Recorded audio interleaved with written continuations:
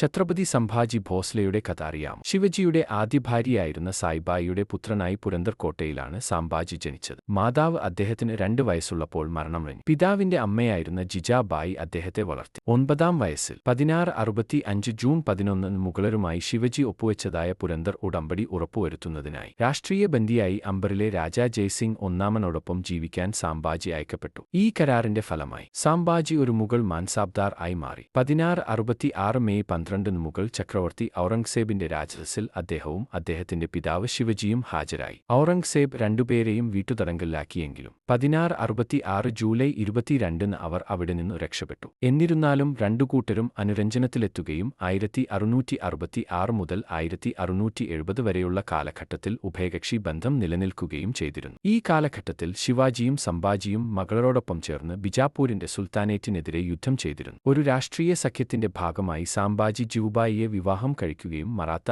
ആചാരപ്രകാരം യേസുബായി എന്ന നാമം സ്വീകരിക്കുകയും ചെയ്തു. മുൻ ആശ്രയദാതാവും ഒരു ശക്തനായ ദേശ്മുഖ് അധികാരിയുമായിരുന്ന റാവു റാണ സൂര്യാജിറാവു സർവേയാൽ പരാജിതനാക്കപ്പെട്ട് ശിവജിയുടെ ആശ്രിതനായെത്തിയ പിലാജിറാവു ഷിർക്കെയുടെ പുത്രിയായിരുന്നു ജിവുബായി. അങ്ങനെ ഈ വിവാഹം കൊങ്കൺ തീരം വരെ ശിവജിക്ക് പ്രാപ്യമാകുന്നതിന് സഹായകമായി. യേസുബായി ആദ്യം ഭവാനി ബായി എന്ന മകൾക്കും പിന്നീട് ഷാഹു എന്ന പുത്രനും ജന്മം നൽകി. സംഭാജിയുടെ പെരുമാറ്റം, ഉത്തരവാദിത്തമില്ലായ്മ ഉൾപ്പെടെയുള്ള ആരോപണങ്ങൾ, വിഷയാസക്തി എന്നിവ 1678 പനാലക്കോട്ടയിൽ തന്റെ മകനെ തടവിലാക്കാൻ ശിവജിയെ പ്രേരിപ്പിച്ചു. ഇതിലൂടെ ഒരു നിയന്ത്രണം സാധ്യമാണെന്ന് അദ്ദേഹം ചിന്തിച്ചു. സംഭാജി തന്റെ ഭാര്യയുമൊത്ത് ഈ കോട്ടയിൽ നിന്നും രക്ഷപ്പെടുകയും 1678 ഡിസംബറിൽ മുഗളന്മാരുടെയടുത്ത് അഭയം പ്രാപിക്കുകയും ചെയ്തു. എന്നാൽ പിന്നീട് ഒരു വർഷത്തിനുശേഷം തന്നെ അറസ്റ്റ് ചെയ്ത് ഡൽഹിയിലേക്ക് അയക്കാനുള്ള മുഗൾ വൈസ്രോയി ദിലീർ ഖാന്റെ ഒരു പദ്ധതിയെക്കുറിച്ച് മനസ്സിലാക്കിയ അദ്ദേഹം കുടുംബത്തിലേക്ക് തിരിച്ചുപോയി. തിരിച്ചെത്തിയ സംഭാജി പശ്ചാത്താപമില്ലാത്തതിനാൽ പനാലക്കോട്ടയിൽ ശക്തമായ നിരീക്ഷണത്തിൽ പാർപ്പിക്കപ്പെട്ടു. തന്റെ പിതാവിന്റെ മരണശേഷം സിംഹാസനത്തിന്റെ പിൻഗാമിയായ അദ്ദേഹം 9 വർഷക്കാലം ഭരണം നടത്തിയിരുന്നു. മറാഠാ സാമ്രാജ്യവും മുഗൾ സാമ്രാജ്യം, അതുപോലെ അയൽ ശക്തികളായ സിദ്ദികൾ, മൈസൂർ രാജവംശം, ഗോവയിലെ പോർട്ടുഗീസുകാർ തുടങ്ങിയവരുമായി തുടർന്നുകൊണ്ടിരുന്നു. യുദ്ധം വലിയ തോതിൽ രൂപപ്പെട്ടത് സംഭാജിയുടെ ഭരണകാലത്തായിരുന്നു. 1689 മുഗൾ സാമ്രാജ്യം അദ്ദേഹത്തെ പടികൂടുകയും പീഡിപ്പിച്ച് വധിക്കുകയുമുണ്ടായി. അദ്ദേഹത്തിന്റെ സഹോദരൻ രാജാറാം ഒന്നാമൻ മറാഠാ സാമ്രാജ്യത്തിന്റെ പിൻഗാമിയായി അവരോധിതനായി. നിങ്ങൾക്കറിയാത്ത ഇതുപോലത്തെ മഹത്തായ അറിവുകൾക്ക് ധർമ്മപാത പിന്തുടരുക.